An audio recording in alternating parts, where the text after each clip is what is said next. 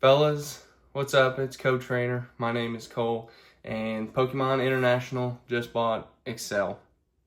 What does that mean for my business? Well, it could mean I never get English distribution in the future, and it could mean that for you too. Leave a comment down below if this is affecting you in any way, and it should affect us all in a great way. And I'm going to get into that in this video here in a little bit. But let's get into why this could potentially ruin my business that I'm trying to start. So, for one, far away. Shouldn't even really have my sights on English distribution, but that's the goal. So I should have my sights on it. But the reason that it can ruin my business is now Pokemon is going to be focusing on the big box stores. So if you didn't know, Excell distributes to places like Walmart, Target, those kinds of stores, and they want to get product on the shelf for everybody. And I understand that completely. I think that everybody should be getting product, and that's kind of what I'm wanting to start my business based on, is just trying to get product out there. I enjoy Pokemon, so I also want some product, and I could get Japanese product. So it seemed like a win-win, and they just want Pokemon on the shelves, and that's not happening right now. So now they have taken over the printing, manufacturing, and distribution. Like, that's a full integration. I mean, they already have their retail store on Pokemon.com, but they now have a full integration with adding in distribution to the mix. And that is awesome. They're gonna make a ton of money, and they'll be able to control the outflow of products into distribution and out into retail stores, and they'll be able to control the pricing. And I think that's a great thing, because then of course, those who kind of mark things up a little bit, they won't have as much control over that, and Pokemon will have handle on that. And everybody knows whenever Pokemon has their hand in something, they have a very tight grip, and they'll do the best that they can, because what makes them money is everybody gobbling up all of their cards. So that means for people like me, or people who already have stores, that Pokemon could start paying more attention to the big box stores. They could start to pull allocations from your local game store, card store. They could start pulling all products from online only platforms. Who knows what they could do. But now they've just told us that their focus is on retail, which I would agree, but I'm going to assume that most of their money and product goes to the retail stores. Of course, there's not booster boxes and stuff there, but there's ETBs, there's blister pack, 2-pack blisters, all those kind of things. And, the single card sleeve packs or whatever. All of those go to big box stores. And that's where I would have bought Pokemon whenever I was a kid. There was no local game store here. I know there are a few, within like 40, 50 minutes from here, but I don't have anything around here except for Walmart. So that's the only place anybody around here would probably be buying product, unless they're going to drive 50 minutes from here. And there's not too many people who are willing to do that unless they're already in that area. So this could be very bad for your local game store, but very good for retail, and very good for getting product out there to the masses. I would agree with that. And I hope that Pokemon doesn't forget about the little guy and I haven't even started. They could completely close the door on accepting new accounts for distro. I not that worried about it right now. I mean, because I'm sure way back 5-10 years ago, people were like, "Oh, you can't get a distribution." You know, they're gonna forget about the local game stores, all that kind of stuff. Like, there's a bunch of doom and gloom out there, but ultimately, that hasn't happened yet, and I personally don't think it's gonna happen. I just wanted to kind of get something out there to kind of grab the attention of you guys a little bit, have a little bit of doom and gloom. You know, full transparency on that. You know, I'm not too concerned about it, honestly. For one, I'm far away from it, as I said, but, you know, I know that Pokemon, or just Japan in general, or you know, that's where Pokemon originated from, they care about the little guy, plain and simple. So I don't think that that's going to happen in the near future. Not yet, anyway. So I'm going to make that disclaimer out there. I don't know what's going to happen, but I don't think that anything's going to happen to your local game store and the allocations that they get. Anyway, what's the good thing about it? Well, now you're going to be able to go to your big box store, hopefully, and get product. You'll be able to go to Walmart, be able to go to Target, and you're going to be able to get your Pokemon, because they're going to have control over what gets put out there and when. And that's huge. They now own the shelf. Like, think about that. Like, they don't want that empty. And so they're going to fill it up. It's just like any other company who has cereal on the shelf, who has milk on the shelf, whoever has, you know, any condiment, whatever on the shelf. Like, they don't want that to be empty, because they own that space, and they want there to be their product there. I was watching a video not long ago, and they were talking about a Walmart store owner, right? He's managing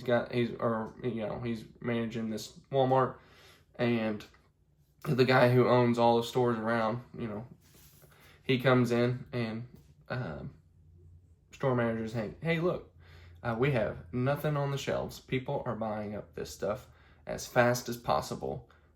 Isn't that a great thing?" The store owner is going to be very mad, because if there's nothing on the shelf, there's not stuff for people to buy. And just because they might be selling out of it as quick as possible, you know what that means? It means we need more. It means we need more. And that store manager probably gonna get fired for not having anything out there for people to purchase. And that's what Pokemon wants to. They want there to be stuff on the shelves for people. They want there to be product availability for everyone. And that's a wonderful thing. They're taking a big step into changing the landscape of the trading card game, and changing how people start to view Pokemon. And I know that it's going to be great for Pokemon, those collectors, and you know, those who enjoy the game, and those who, you know, want to invest or whatever too. You know, they'll be able to get product that they want, and you know, speculate on what they think is going to happen with it. And you know, I'm pretty excited that that's happening, because that's going to be the only place that I'm really able to buy, you know, product here. And you know, it'd be cool to start, like, it would be really cool to just have an ETB here to show you guys. You know, whenever I got back in around 2020 or so, I had a Shining Fates ETB, and I think I just looked at the market on those. Those are like 150, somewhere around there. Like, it might have 3x'd in price, and like, I wanted to kind of make this point. That's why I'm not too into I love watching the Pokemon investing content. I enjoy watching that kind of stuff. if not more than the business stuff. But if I had $50, right, and then I put it into an ETB, and now I have $150, like, that is awesome. I just 3x my money. I don't think I could do that anywhere else in less than 5 years that I know of. And the problem is, that's not life-changing money. And now if I bought 10, 15 of them, yeah, like that could change some things. Like, you know, that's thousands of dollars we're talking, but that's also thousands of dollars of capital to start with. You know, I'm just trying to think. I'm just thinking out loud a little bit. Like, the reason I'm starting the business on the business side is because growing from 0 to 1,000, 2,000, 5,000, 10,000, like, the growth would happen just by buying, selling, buying, selling, buying, selling, and just buying with no intent to sell in the next, you know, 2 to 3 to 5 years. Like, that just doesn't, things don't start to grow as, you know, I started getting my mid-30s. Yeah, I could start to do that, but I mean, we're talking 10 years. Like, that just doesn't really interest me at this point, you know, just because I just have no capital, if that makes sense. And I'm assuming if you're watching this video, you might not have a lot of capital, but you would like to start getting some because you want to buy more Pokemon, because you can't really afford to just spend, you might not even be able to, you know, I can't really just go out and spend $100 and be like, oh yeah, I'm just gonna boop, put that there.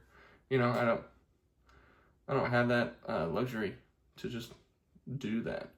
And, you know, I'm sure a lot of people don't. And I'm wanting to create that for myself. I want to create that luxury. Like, I have a Pokemon business. I see Pokemon on the shelf that I want to buy, and like, I can go buy it. You know, I can go buy it to put on my shelf to display. You know, I can buy it because I want to open it for you guys. You know, just comment down below why you would be interested in maybe starting a business because you don't have the capital to purchase Pokemon and you would like to purchase Pokemon. You know, you know, I feel like that would be a way in which to also stay into Pokemon. You know, I want to do this because I want to stay involved with the card game. I've stayed involved with the video games. It's not that hard because they're not released like that close together.